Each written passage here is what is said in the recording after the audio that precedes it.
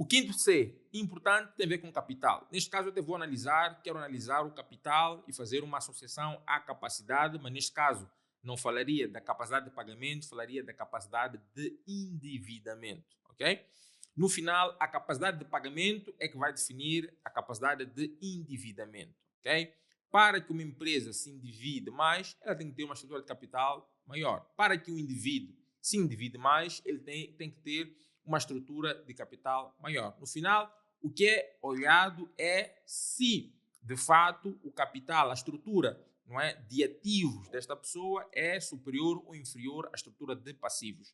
No caso do funcionário público, não é, no final, embora os bancos não analisem desta forma, não é, ou ninguém analisa desta forma, é analisar se a dívida que ele tem é ou inferior aos ativos que ele tem. Como esta análise não é feita, eu prefiro associar, não é, o capital à capacidade, neste caso, que é a capacidade de endividamento. Agora, uma coisa interessante aqui é que, em caso de algo correr mal com este funcionário público, é um milhão, entendemos? É 1 em 100 mil, não é? É 1 em 10 mil, não sei qual é o rácio, não é, de funcionários públicos que são desvinculados.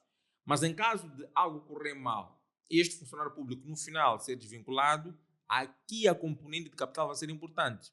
Não é? Por quê? Porque a fonte de rendimento não existe mais, então vai ter que se olhar para aquilo que ele tem em termos de capital, em termos de patrimônio, para poder pagar a este banco. Então, enquanto as coisas correm bem, não é? Enquanto o mercado está lá, enquanto ele tem seu salário, enquanto ele está vinculado ao Estado, se calhar não se olhe tanto para a questão, não é, de capital. Mas no dia em que ele é desvinculado, no dia em que ele perde rendimento, aí sim vai-se olhar para, mas não deveria ser desta forma.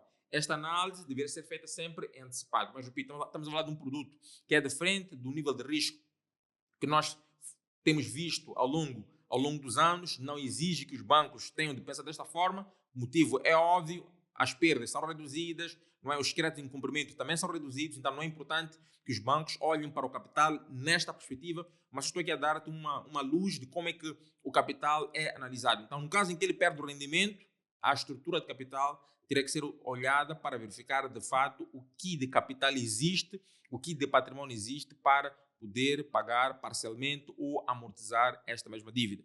No caso do funcionário público, não é tão importante, não é olhado, aliás, não é importante não é olhado nesta perspectiva pelos motivos óbvios, que é o baixo nível de perdas que tem-se visto ao longo dos 10, 12 anos, não é? Dos 10, 12, 14 anos em que o produto funcionário público está no nosso mercado. Mas é, de fato, este quinto C que tem a ver com o capital.